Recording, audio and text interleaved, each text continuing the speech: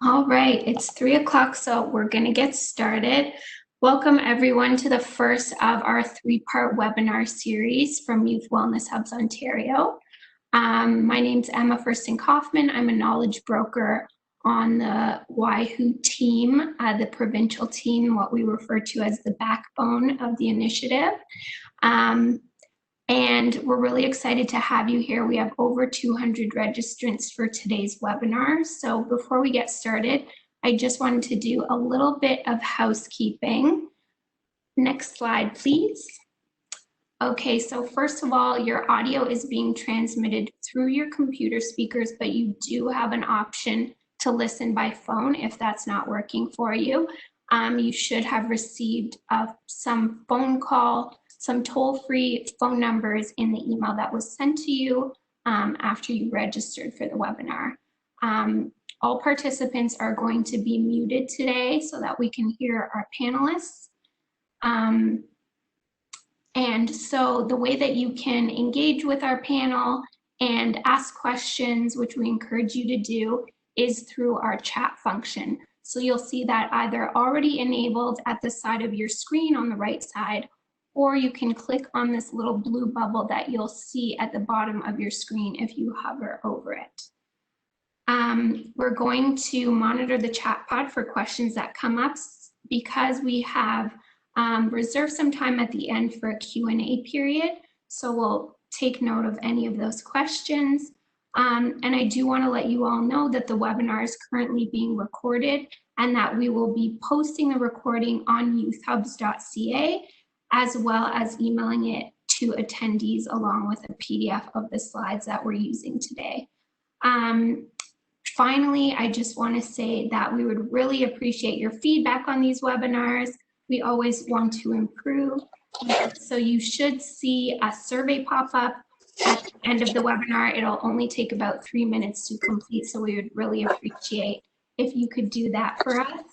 And now, thank you again for being here. I want to introduce Dr. Joanna Henderson, who is our Executive Director of Youth Wellness Hubs Ontario, to get us started. Hi, everyone. I want to just thank everyone who is in attendance today. I especially want to thank our panelists. I'm very excited about this webinar today, and I look forward to both hearing from our panelists, seeing your questions, seeing your discussion.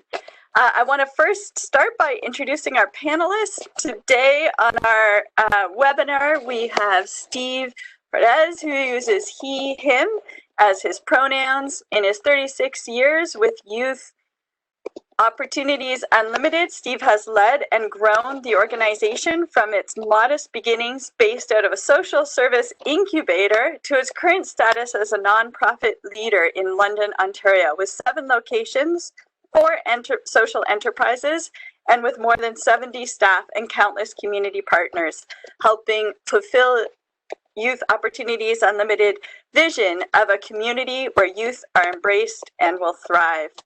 We also have Catherine Krakowski, who uses she, her, and she is the manager of programs and housing at Youth Opportunities Unlimited. And in her role, she leads the teams supporting youth with housing, basic needs, employment, training, and education. Next, we'll hear from Sam Wisby, who uses he, him. He participated in Youth Opportunities Unlimited. I just can't help myself. Wellness just keeps crashing in there. Youth Opportunities Unlimited Employment and Social Enterprise Training Program, and is now employed at Home Depot. We'll also hear from Allison Dunning, who uses she, her. And she is the Peer Initiatives Manager at Stella's Place and a certified mentor with Peer Support Canada. From Foundry out in BC, we will hear from Julia House, who uses she, her, and she is the leader of virtual care at Foundry BC Central Office. And last but not least, Courtney Brisbourne, who uses she, her. She is a clinical supervisor at Foundry Kelowna, CMHA Kelowna. Next slide, please. I want to start with before we move into our presentations with a land acknowledgement, I want to start by saying Ani and Bonjour. Throughout this project being our Youth Wellness Hubs Ontario, but really all of the work we do, our team at YWHO is committed to reconciliation and honoring the land through programs and places that reflect and respect its heritage. We will embrace the healing and weave them through all of our practices. We will create new relationships and partnerships with First Nations, Inuit, Métis, Miigwech. I'm going to move now on to introduction about Youth Wellness Hubs Ontario. So, and just very briefly, because that's not what this talk is about today, but just in case we have people on the line who are not familiar with Youth Wellness Hubs Ontario, it's an initiative within Ontario that aims to bring the right services to youth at the right time and in the right place, as well as their families. There are currently 10 locations that are formally part of the Ministry of Health funded initiative, although we recognize and we're bringing together today many other initiatives that are similar in values and in service delivery model. The service delivery model that we use at Youth Wellness Hubs Ontario includes rapid access to easily identifiable mental health and substance use services using a walk-in or low barrier model of service delivery with clear service pathways.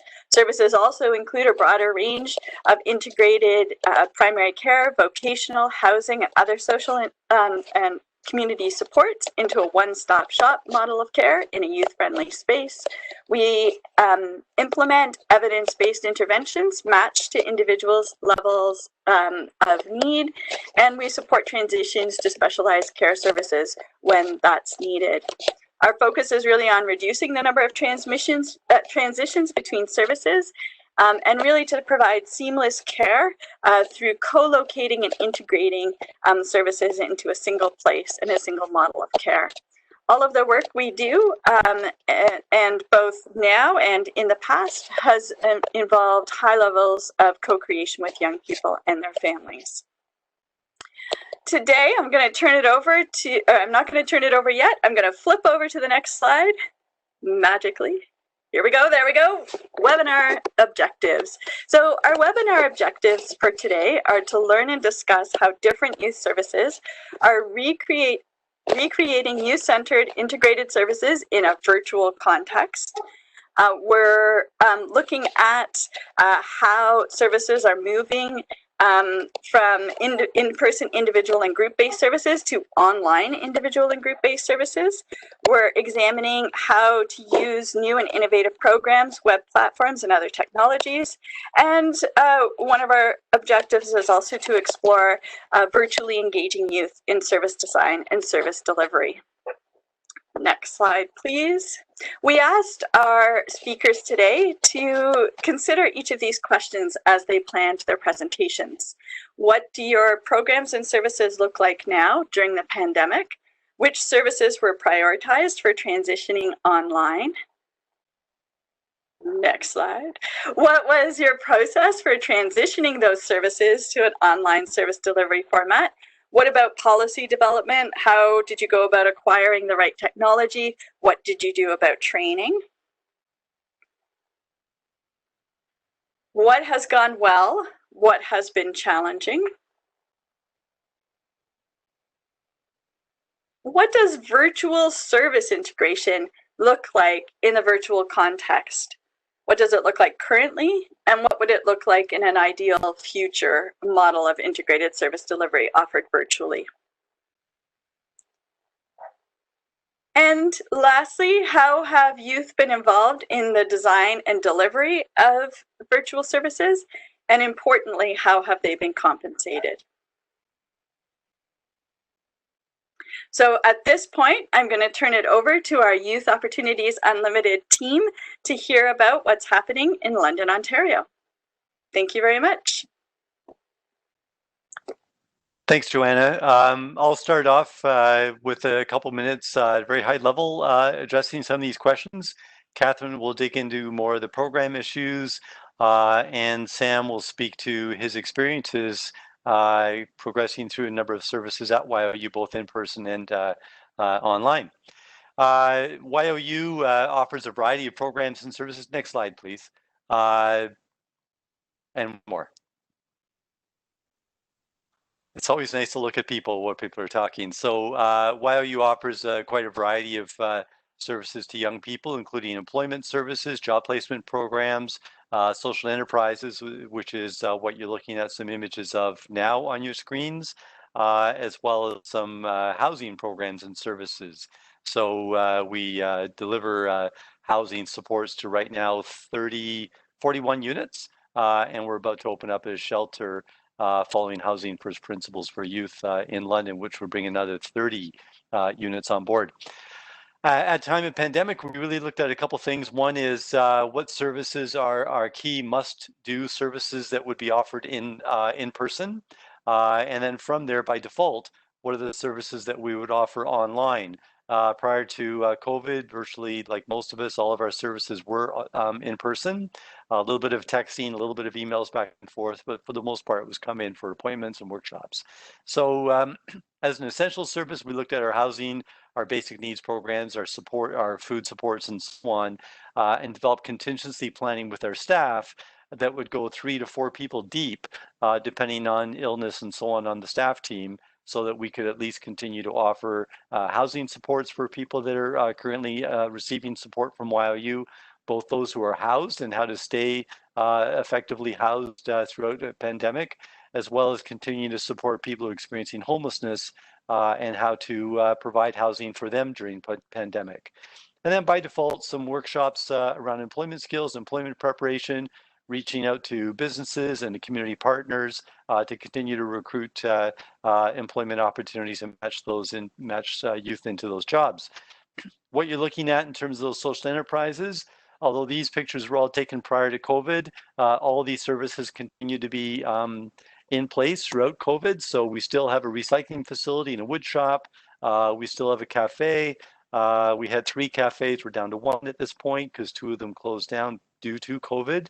And the one that's in place right now offers contracted daily meals for Meals on Wheels, a local not-for-profit called Dale Brain Injury Services, as well as youth coming into our Youth Action Center.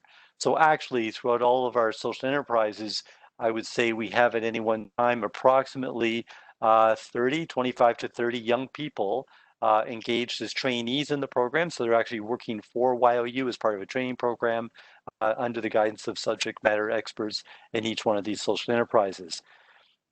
We've adapted through some policy refinements. We've adapted through some new technology. We use Zoom extensively. Catherine can speak to some of the ways in which they get used, but we continue to offer that combination between in-person and online services. Over to Catherine. Wonderful, thanks, Steve. Yeah, so nicely, we're going to show some images of our housing. So as Steve had mentioned, not all of our services went into a virtual format, but the services we did look at taking over to virtual were services that could really support young people that would be directly impacted due to the pandemic of experiencing job loss, having loss of opportunities around employment, and really wanting to make sure that we were continuing to provide an element of service to them. So really the platforms that we transitioned to were Zoom and I'm gonna get this wrong, Thinkific, to allow for delivery of workshops to take place for young people specifically to employment education training. How we really worked with young people in doing this is working with them around what platform worked best for them. So we knew that there were a lot of young people that still wanted to find employment, perhaps get linked to one of the essential employers. So one of the elements that's always been a pride for YOU is making sure that our programming and our services meets the needs of our customer, that being the young people we serve. We really wanted to make sure that we were still providing an engaging and supportive environment. And one of the ways we did that was seeking out training through the First Work Network, which was how to design an online learning community for youth. We wanted to make sure that as youth were engaging with us in a community that was more virtual instead of in person, we were still creating that same safety net for them as they were participating with other youth and engaging with us as the facilitators. So that training really helped us to be able to launch forward with what our programming looked like in an online delivery. How we do that is we really make sure that it meets the needs of the user. So we work with youth around whether group format works with them or do one-on-one work with them. We continue, as Steve had mentioned, using a lot of the formats we've done previously of texting, phone calls, emails, whatever meets their needs. I think one of the biggest lessons for us was learning that for young people, it was really beneficial actually to have a different delivery method available to them. Historically, we'd always talked about taking our services in a more virtual way, and the pandemic just really forced us to make that final next step to making it happen. And I think what we see going forward in the future is continuing to have many of our programming and services available in more virtual type ways. We run programming that's also in the rural community, and we sometimes get really challenged with weather and with young people not being able to actually come in and have service delivered in an in-person fashion. So I think the lessons that we've really learned through being able to facilitate sessions on Zoom that are still extremely dynamic and allow for group activities and activities to still occur, we will be carrying forward with us in the future. Now, I'm really excited that I get to now turn this over to Sam, who is going to share what his experiences have been with YOU throughout the pandemic. So I'm going to slide my computer right over to him. Hello. For me, youth opportunities genuinely saved my life. The experience that I started with, I always had problems with anxiety, depression, and a million and one excuses that always kept me from walking out the front door. But from day one, I could tell that the youth opportunities was different. You know, it was a catalyst for change. After 1 hour, just 1 hour in meeting, I was COVID-19 hit right after. I wasn't sure if I was ever gonna, come into it. Everything was blended online perfectly. I came in from the day one. I wasn't sure what to expect. I had boots, gloves, everything given. And then 3 or 4 days later, these beautiful glasses I was given.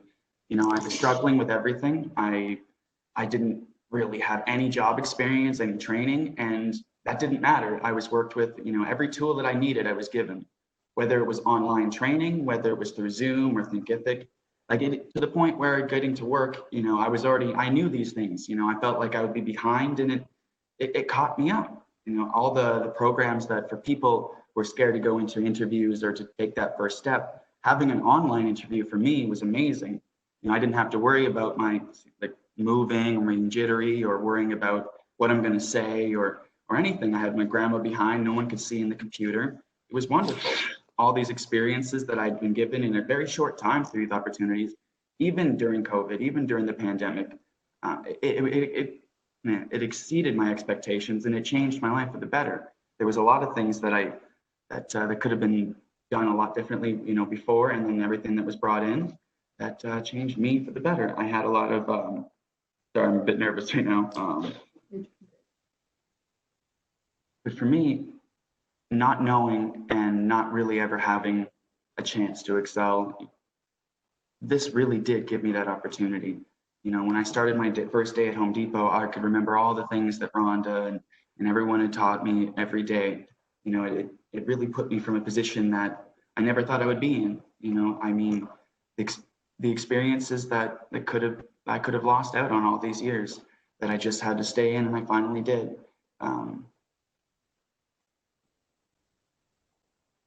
It was just a great experience for me. It was one of those things that I never thought I'd ever be saying to myself, but I'm proud of myself today. And I'm able to go to work, and I'm able to have a life that I never thought I would. And it's all thanks to youth opportunities. And even though I think, even though today I'm here, they even said they'd take me back no matter what happens. All the programs they've had, they'll see me through to the end.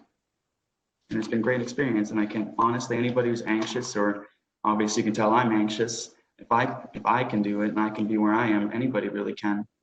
They have all the tools, and they'll work with me every day, and having everything ready for me, like all the programs, like emailed to me, everyone, there was a whole team of people behind me, and I couldn't have done it without them.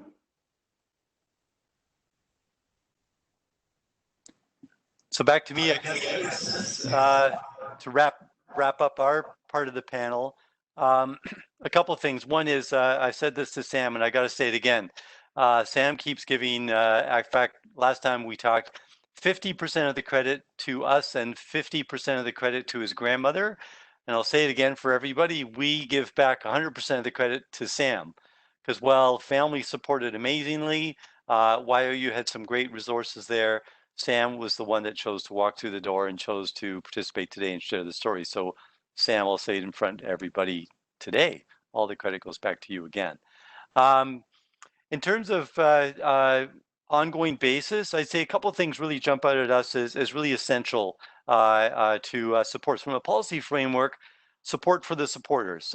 We extended our EAP program to all of our staff. If people were still probationary, if people were working on a contract, they typically did not get access to the extended health benefits at YOU. And we've created a policy that during the crisis that the EAP program is extended to every employee at Youth Opportunities Unlimited. The other is that we introduced a voluntary leave policy for our staff. We didn't lay anybody off, but we gave people the opportunity that should their own, as a care provider, should their own anxiety, their own discomfort get to the point where that's going to get in the way of offering services, what we want to do is create an opportunity for two things.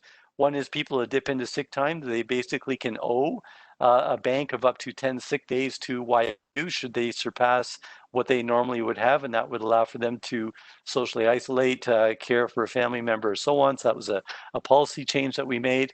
And the other is that we introduced voluntary leaves of absence because we didn't want anybody's individual anxiety as a caregiver get in the way of the services that we were determined to continue offering young people in our community.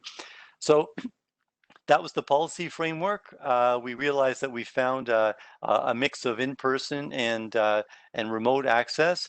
What was really important to us, and then I'll pass over the rest of the other panelists, what was really important to us is that culture of support that hopefully you're seeing in evidence throughout this presentation from YOU at least, is one that we really felt was going to be really important to continue to share somehow.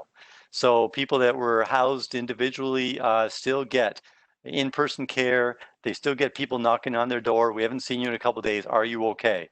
Do you need anything from us? And they still get the texts and the calls and the emails exactly encouraging those things, because as a population that can be very marginalized and isolated, well, the physical isolation is one thing, but we want to ensure that the emotional isolation was attended to the best of our ability throughout all of this.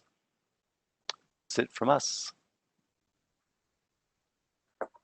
Terrific. Thank you very much. And thank you very much, especially to Sam, for sharing your experiences with us and your thoughts with us. We really appreciate hearing from you today. You know, sharing your story helps really ground the service providers who are calling in, and is so important also for young people and family members who are calling in. So thank you very much for sharing your story. And thank you, Steve and Catherine as well. We're going to move on now to Allison from Stella's Place, who's going to tell us a little bit about what they've been up to. Sure, sounds good. So I do have quite a bit to share. It's been a very busy few months. So I'm going to try to go through relatively quickly just because there is quite a bit of content. But I do encourage you to reach out and connect. I'd be happy to offer any follow-up responses or anything like that if there's anything that you would like some more clarification on. So just first of all, Stella's Place, next slide, please. Stella's Place is a young adult mental health support center. We support young adults ages 16 to 29 who are experiencing a range of mental health challenges. We don't require any referrals or anything like that. So anybody who's experiencing any kind of difficulty is more than welcome to access our services.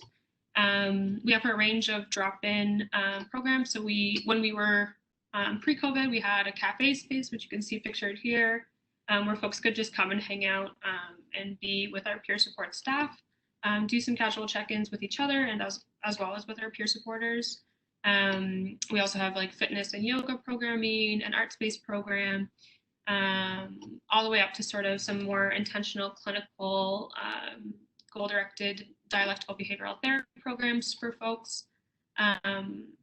Generally, the organization really focuses on empowerment. So we really try to give young adults the skills support them in building on their own capacities and their own strengths to be able to manage their own mental health on an independent basis.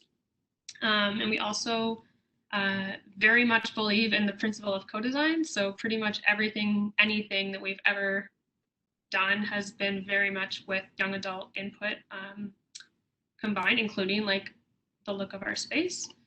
And also peer support. So we value peer support, we value lived experience, and we include lived experience peer support within every aspect of our programming. Next slide, please.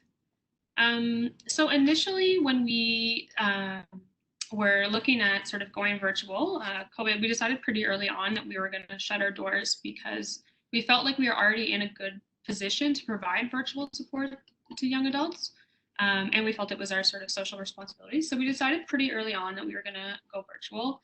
And initially, the top 3 considerations are which participants are we currently supporting that we need to continue to support, which participants are most at risk. So we have some young adults that come pretty much every day to our space just to engage with the space and get that support and that touch base. And so we were very sort of aware of their well-being. And then which ones are easiest? Which ones are the easiest ones that we can, launch as of tomorrow. So those are sort of our initial considerations. And if you go to the next slide, I can talk about some of the programs and the way we adapted them. So this is a bit of an overview of the programs that we have on offer pre-COVID and then during COVID. I won't get into too much detail about all of them because all that information is available on our website. But in terms of our cafe drop-in, this was probably the most challenging one because it is just that community cafe space where folks can just come and go as they please, come as you are, check in with a peer supporter, maybe just some art, play a game, whatever it is. And obviously that's pretty hard to recreate in a virtual world. So what we did is we extended our Beanbag Chat hours. So Beanbag Chat is a chat-based support app that we have for young adults. So it's a free download. Young adults just download the app on their phone, create a quick free account, and then they're able to connect with a peer supporter. So in lieu of sort of accessing peer support within our cafe space, we extended the hours of our Beanbag Chat platform and had some of our cafe peer supporters jump onto the platform to be able to provide that support via text. Individual peer support, we quickly moved over initially just to phone and continue doing phone appointments with young adults. And I'll talk more about that. BBC evening hours stayed the same. Studio drop-in, it's our arts-based group, which is also pretty difficult to recreate in a virtual world. But we tried first to do an email sort of collab. So we would send out an email prompt once a week saying, hey, what art are you working on? Do you want to share with some studio participants about what you're working on, what you're up to, things like that. Had relatively low-ish engagement, given that it's an email chain, and that's not necessarily the most appealing way for youth to engage in service. So I'll talk more about that. And then yoga and fitness was also something we were offering. We haven't quite got there yet in terms of offering that just yet, but we're working on it. And then RAP, we also moved to doing, initially we did individual service delivery for the RAP content. And then we've also engaged in a RAP co-design process where we've taken the opportunity to take a pause on the service delivery side and get some participant input on our RAP program, which has actually been super successful. And people are really wanting to tell us and engage in that sort of intentional, give us feedback kind of way right now. So that's been going really well. And then pre-employment counseling, obviously we knew it was vital that we keep that on offer. So we have Lisa, our pre-employment counselor, continue to provide phone support.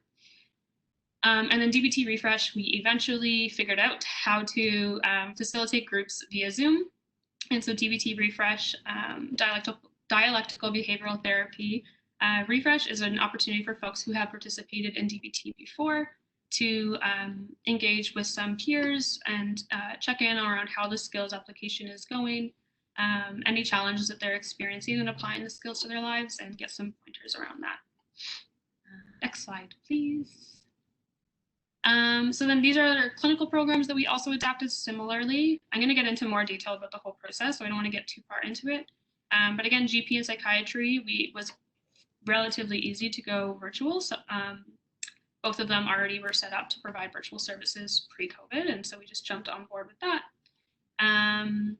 Skills for Safer Living was a tougher group. It's a group that supports folks who are experiencing pretty significant suicidality. And obviously there's some risk concerns and such with that. And so we decided to do that one individually in order to meet each individual participant's needs, which obviously means that takes a little bit longer, but it definitely helps to make sure that the people that are engaged in experiencing those kinds of difficulties gets the support that they need. And same thing with Weathering the Storms, was a little bit individual, which is this is a peer and clinical group that focuses, it's DBT informed and focuses on substance use challenges that folks are having. So I'll talk more about the process now. If I can go to the next slide, please. So some of the things that we first thought about when we were doing this was, of course, staff support. We need to be able to support our team to be able to do this work. So one of the things that came up pretty early on was ergonomics. You know, some folks don't have a desk at their home, or don't have stable internet connections, or don't have a computer, things like that. So we very quickly moved on delivering furniture from Camden to folks' homes to be able to continue to do the work that they're doing. Lots of easing of anxieties. So the program management team really had to step up and sort of say, like, yep, this is a lot. This is kind of scary. We're going to figure it out. And help give some folks some clear direction in terms of what the expectations are, and really like ease up those expectations, because it's a pandemic, and you know, to expect normal sort of business as usual is not fair and not going to happen. And so we did a lot of check-ins with our team around that, and just supporting them around that. We also delivered an Uber Eats lunch home to every staff member, which was greatly appreciated by the team.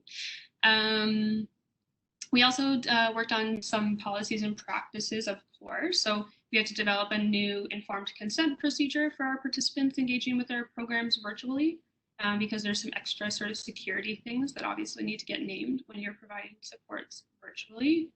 And also like onboarding processes. So normally folks would just come into our space.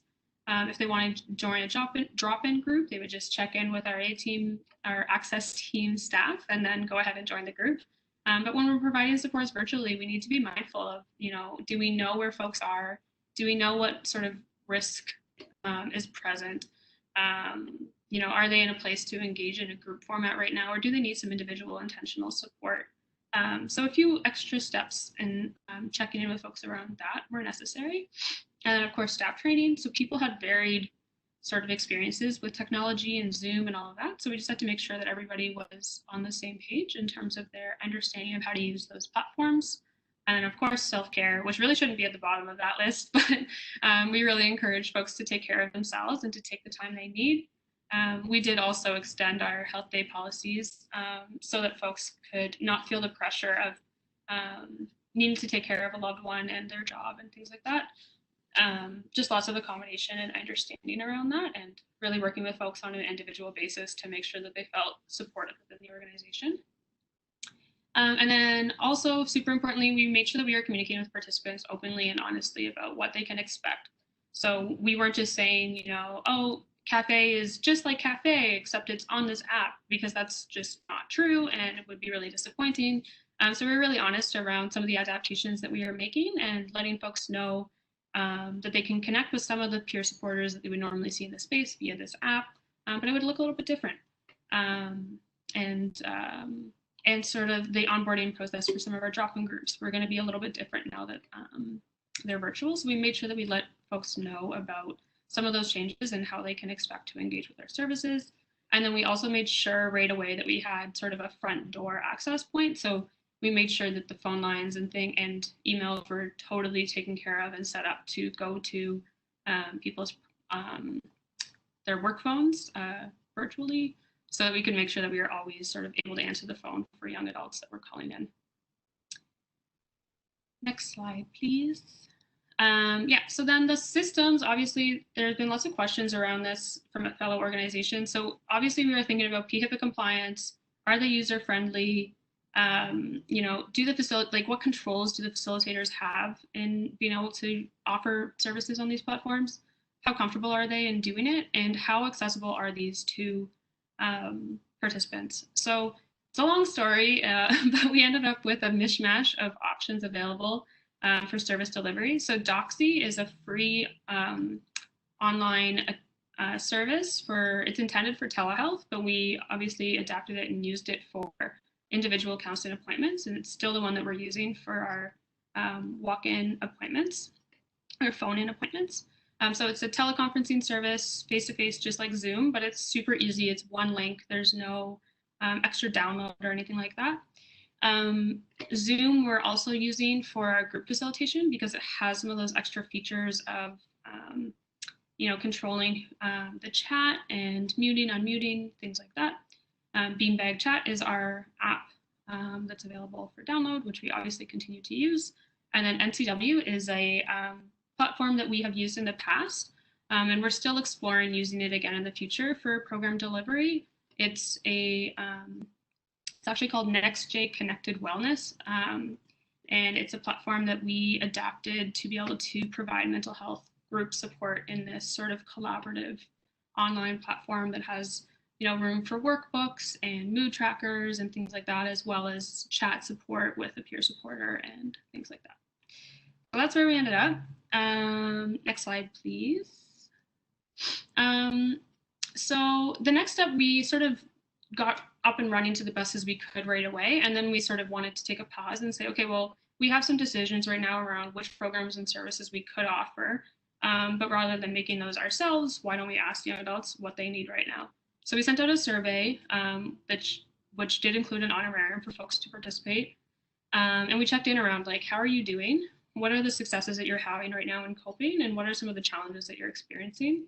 And also asked for specific feedback around program needs. So of the following programs, which would be your first choice, of the following programs, which would be your second choice. Given that we still hadn't offered like yoga fitness, DBT refresh hadn't quite gotten off the table at that point. So we are still trying to explore where we should allocate resources that would best support young adults in this new weird world. Next slide, please. Oh, sorry, next slide, please. Yeah. So these are sort of where we ended up. So we ended up going with the live studio as opposed to the email one, which did result in a little bit more engagement in that. We continue to offer individual peer support, extended hours on BBC, individual counseling, and DBT Refresh actually had like 100% attendance every session. So clearly lots of desire to talk about the skills, but also get some peer support around the skills and just some empathy and some validation that this is weird and hard and difficult. And what can we do to manage while it's weird and hard and difficult? Okay, next slide, please. I'm just conscious of time. Feel free to interrupt me if I'm going too long. So when we were doing our drop-in peer support groups or drop-in groups in general, we had a lot of things we had to think about. So we thought about, we created a bit of a registration process for drop-in groups, which was a bit of a barrier, honestly. It's not ideal for folks to have to answer a few questions to be able to join a drop-in group. At the same time, we are supporting young adults with some pretty significant risk-related challenges. And so we did need to sort of check in with folks around how they're doing prior to having them join the group. So we check in around level of distress, or do you feel able to join the group today? Where are you joining from? So we just wanted to make sure that we had updated information about where folks were participating from, make sure that they know about BBC and some crisis services and stuff that are available if they feel like they need that while they're participating in the group, and then updated consent that included some of the tech pieces. And then we also made sure that our staff was equipped to be able to handle, dealing with the possibility of participants in a virtual environment becoming dysregulated and needing some extra support. And if they just left the platform, which facilitator will go and follow up with that participant to check in and make sure everything's okay. So we did a lot of training with our staff around that and also heard from them around how it was going. We adapted a lot and made a lot of changes. Next slide, please. We have about 2 minutes left, Okay, Allison. sounds good. No worries. I think I'm okay. I think I'm good. Okay. We adapted our comfort agreement to make sure that participants knew what to expect when engaging in an online environment. So we told them the facilitator may mute your audio. This is why. We let them know that they won't be able to private message each other as participants, but they would be able to private message the facilitator. This was pretty important to us because if we're delivering a service, we want to know sort of what the communication is looking like, and we want to make sure that the communication is in line with the comfort agreement. So we were mindful of all of that. And the facilitator control. So we wanted to make sure that they could mute or unmute, raise hand to know who wants to participate when, co-host the meeting so that it wasn't all on one person, and then the breakout rooms was super helpful. So if there was a section of DBT skills training that we wanted to break into smaller groups to discuss more in depth, we could break out into 2 rooms, 1 facilitator in each room, so that we could go into that a little bit further.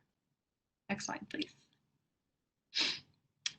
Okay, so some of the challenges that we experienced, definitely engagement. Email Studio was not a huge hit, which is not that surprising to me, but we thought we would give it a try, but engagement in that program was obviously pretty low. The camera settings was another point of contention because there's some facilitators that were really comfortable with having participants without their camera on, and some that were not comfortable with that because of the possibility of participants recording the sessions with their cell phones or things like that. So we navigated that a little bit, made it a little bit more flexible with our drop-in programs, but have some pretty firm guidelines around the camera settings in our registered programs. Accessibility, so as I said, the onboarding process was a little bit cumbersome for our drop-in programs. Staff comfort, as I said, there was a range of comfort with these modalities. And lots of participants that are experiencing living situations that are not conducive to doing phone or video chat support. So that was pretty clear to us pretty early on, and I'm very, very grateful that we had beanbag chat to be able to meet that need, because it does allow for texting in as opposed to video calling or phone calls. Lots of young adults do not have a safe space to engage in a confidential conversation with a supporter on the phone or via video. So we knew that right away and tried to make sure that we had options available for folks. But in the sense of community is also an ongoing challenge, even in a Zoom group environment. That the chill banter that would happen all the time in the cafe is really tough to recreate. So it's an ongoing thing that we're working with and we're trying to do better. Last slide, please. But the success, so honestly, one of my biggest wonderful things that's come out of this is that peer support engagement has been really high. Folks are really wanting to connect with peers. There's something really cool about being able to talk to a peer supporter who's also in their home and also isolating and also struggling and also trying to keep themselves busy, and hearing about how hard that is and hearing some strategies that the peer supporter is using to be able to do that is really working for participants, I think, right now. So that's super cool to see. As I said, DBT refresh was clearly needed, and I'm glad that we were able to respond to the ask to deliver it. The survey and the co-design, lots of engagement. People want to give input right now, so listen up our ears because they want to tell us what we should be doing right now. So co-design is a hit in our experience right now. And then beanbag chat has been, as I always say in our meetings, it's been bumping. It's very well used, almost a 300% increase in use since COVID started. So definitely big uptake there. And another success for us was just offering multiple platforms has worked because people are in very different circumstances and need different things right now. So having a range of services available is key. And that's it for me. Yeah, I can leave that one. It's okay. I know we're tight on time. Excellent. Thank you very much. I really appreciate that. And that was really thorough. It was really interesting to sort of see the thinking process and the way you laid it out. It was so clear. It's going to be very useful to people. I know there's some questions in the chat box, but we're going to move on to our presentation from Foundry, and hopefully we'll have some time at the end to address the questions, both that were submitted in advance and in the chat box. So next slide, please. I'm going to turn it over now to Julia and Courtney to tell us about what's been going out on the West Coast. Hi, everyone. It's Julia here. Thank you very much for having us.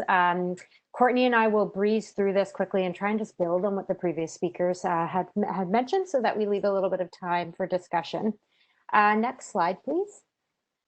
So just before we dive into the questions, we thought we'd just introduce Foundry. For those who aren't familiar, we are over on the West Coast in British Columbia. Foundry is essentially Waihu's sort of comparable program in British Columbia. So Foundry is composed of a network of 9 operating centers across the province, with another 8 on the way, and a newly launched provincial virtual service.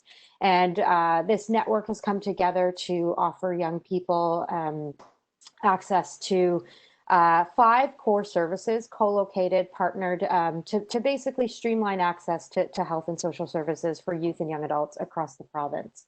Next slide, please.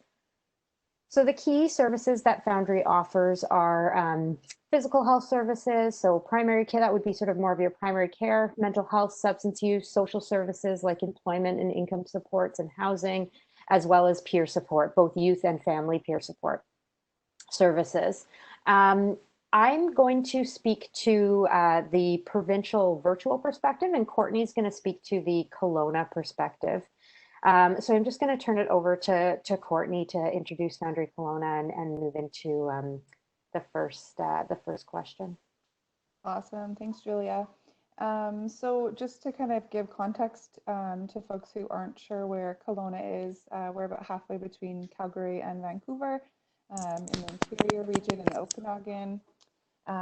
So each Foundry site has a lead agency, and then there's community partners that come on board. So Foundry Kelowna, we have the Canadian Mental Health Association as the lead agency, and then about 20 to 25 partners that offer a variety of different services out of Foundry Kelowna. Just to give you like a quick overview of those 5 core services kind of that Julia mentioned pre-COVID. So one of our main services would be the walk-in counseling. So it's single session therapy, just drop in usually in the afternoons. And then of course, further assessment as needed to connect with some of those community partners that I mentioned, if there's other services that would be more appropriate for the client using a stepped care model as our primary focus. So that's sort of one of the big things. Physical health, we have kind of a whole team of psychiatrists and GPs and some NPs on the team as well. So very accessible for young people, both by appointment based and just sort of like on a drop-in. So most of our services are available somewhat drop-in, somewhat appointment based. So it sort of varies depending on what exactly the service is. But I just felt like it was important to kind of provide some context around the pre-COVID services that were being offered specifically at Foundry Kelowna. I just want to make sure that we're on the, yeah, okay, perfect. So in terms of kind of what changed when all of this started, so we immediately had to change the walk-in counseling to an appointment-based counseling. And we tried to do so in a way that it sort of provided the option for the youth to either have that virtual appointment or that in-person appointment, just as things originally started. Of course, over time, we shifted that entirely to the virtual platform. And then we sort of followed suit as well with peer support in our groups and our primary care as well. The primary care took a little bit longer to transition to the virtual care because they had to wait for the health authority to provide them with the virtual platform that they could utilize. And so luckily for my team in particular, offering the walk-in counseling service, we were already utilizing an EMR, Input Health. I'm not sure if anyone's familiar with that or not, but we were already utilizing that system, and that actually had the capacity for the virtual sessions via video chat, audio, etc. So luckily we didn't have to get a whole new platform, but we did have to do some training there and getting sort of more comfortable with those pieces of the platform that we hadn't yet utilized before. And then, yeah, so psychiatry and primary care, they were, like I said, slower to shift to that virtual, some in person, and then moved almost entirely to the virtual care. For certain primary care needs, they would meet the client in person for hormone injections, things like that that needed to be done in person. In regards to peer support, that switched to the virtual, checking in via text and phone call and email and those sorts of things. Groups moved virtually as well. We did have some that definitely changed in their attendance, and we definitely saw a decrease there, but then our team sort of worked to come up with ideas for different types of groups or workshops that might be better suited in the virtual format and more current. So coping strategies for anxiety due to COVID and those sorts of things. I'll pass it over to you, Julia, to speak to the virtual aspects. Sure. So just from the Foundry virtual, but before COVID hit, Foundry was in the early days of planning to essentially take the Foundry model that was being utilized in Foundry centers and translate that online so that we could offer those same services in one place in a virtual context to complement what was being offered in Foundry centers and help to fill gaps for young people who can't access services in person or prefer to access support online. When COVID hit, there was an immediate need to expedite our program planning and launch a service immediately in order to ensure that young people across the province were supported, as some of the in-person services were either making the transition to virtual or potentially reducing service hours. So we wanted to be able to leverage the work that we had already started to be able to fill some of those gaps. So it was a pretty neat effort that came together in a matter of a couple of weeks, which Courtney was involved in. But our entire Foundry network essentially came together to develop and staff this interim sort of provincial virtual clinic that focused on offering drop-in counseling to start. And we chose drop-in counseling because it's really the most low barrier support that we were able to offer, and what we sort of had staff in place through the Foundry centers to actually be able to support. And then as that quickly got off the ground in early April, we continued with our ongoing sort of long-term planning around Foundry Virtual, which is to bring the other core services online in a provincial context. So we are continuing with that planning, and we have since launched peer support online as well as groups, and we're in the midst of planning primary care, and those have been the ones that we've prioritized immediately. Our plan is to follow very quickly with social services this summer. Next slide, please. So we could probably actually, just for the sake of time, move on, because we kind of spoke to this already. We can move on to the next slide. Turn it to Courtney to start this, and I'll build on it. Perfect. So I sort of already mentioned actually the tech acquisition piece here in regards to the EMR that we were using that already allowed for the virtual sessions. So that just kind of made things a little bit easier for us in terms of being able to provide that service in a more rapid way than having to sort of look into a new platform and figuring all of those pieces out, which is great. And then one of the largest changes that we've definitely seen is moving from that drop-in to the appointment base. That's not something that our team has offered specifically for the walk-in counseling. So that has definitely been a change and an adjustment. And then, of course, when you look at policy development there, so just trying to figure out in the virtual context, how can we ensure that consent and confidentiality are discussed? Typically, that's completed on a form on an iPad that the client would sign off on. And so, of course, just sort of pivoting to those pieces. And then typically, the other piece that we haven't mentioned yet is that when a client or a young person comes into Foundry, they complete what's called a health survey. So there's a mix of some different screening questions there, demographics, et cetera. And that piece had to sort of drop off once we moved verbally, just in terms of the logistics around how to provide those forms, how to safely collect that information, et cetera. So definitely some challenges and some shifts and changes there for sure.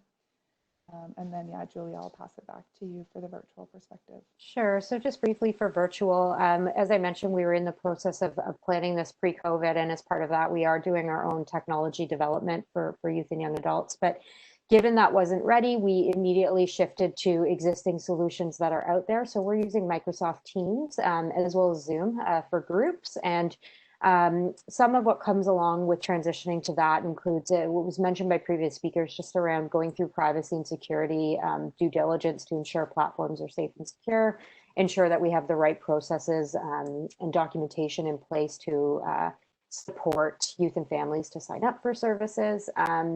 So that's what we've done in the meantime. In terms of training, we did at the beginning of COVID, we contracted actually a fellow from Ontario, Lawrence Murphy, to facilitate online service delivery training. And we did that with clinicians across the province, and then bolstered that just with some additional training through videos that we were able to acquire.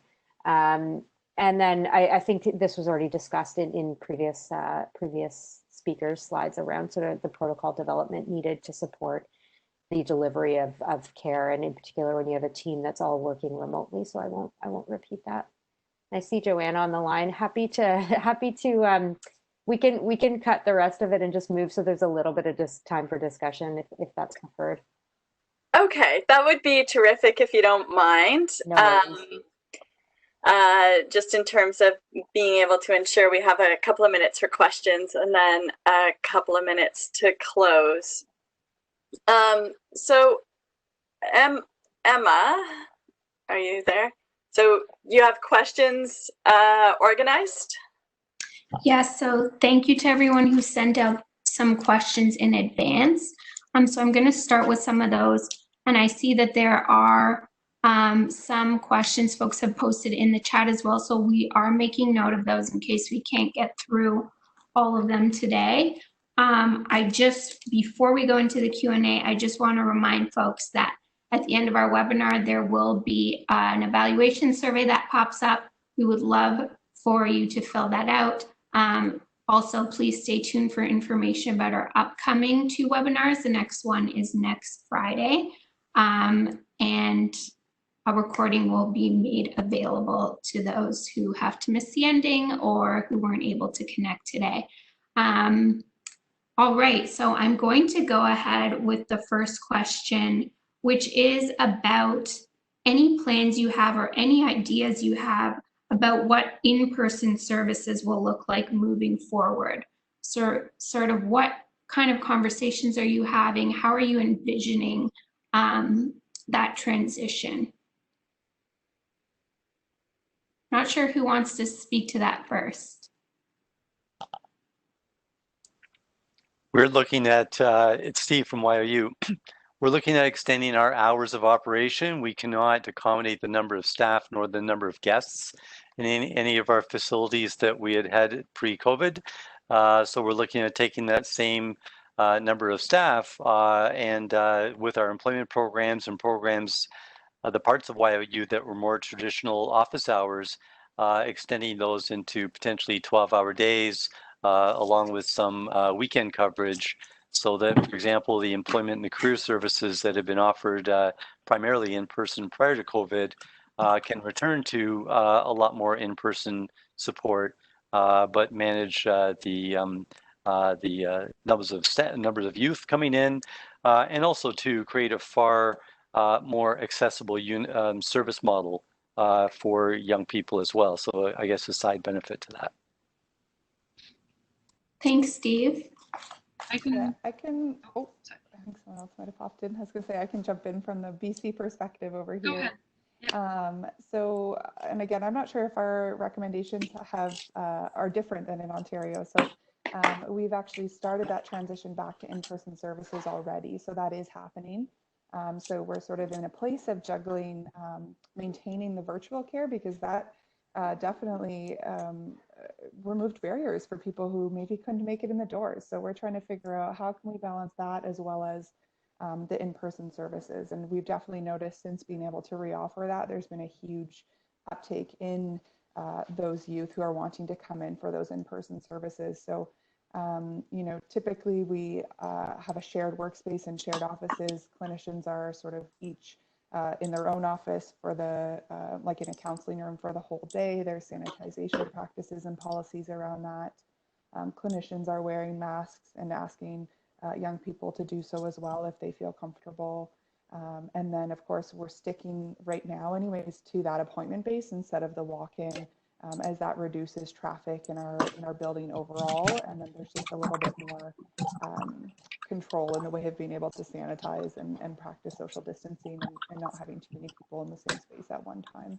That's sort of where we're at with merging back into the in-person services. Okay, thank you very much. I know we haven't had much time for questions. I have encouraged all of our attendees today to post your questions in the chat box because we're able to save the chat box contents, and hopefully we'll be able to create some responses to your questions and send those out as well, perhaps in a post-event kind of way. I want to take a couple of minutes to thank our speakers so much for joining us today, for all the preparation that went into preparing for our webinar today, for your willingness to share your experiences, and for your actual presentations today. I want to thank all of the attendees who have joined us today to hear about these initiatives and to think together as a community. I scrolled through some of the attendee names and I recognize there are over 150 people online at some point and recognize many names. I really appreciate you participating and that we are together here as a community. Emma, I'll turn it over to you for your last comments. Great, thank you so much. Let's see, next slide, please, Rosanna. Again, another slide. All right, thank you so much again. I just wanted to make sure everyone had access to the URL for the Youth Wellness Hubs Ontario website. Our information is typically available in both English and French. We also can be reached at info@youthhubs.ca.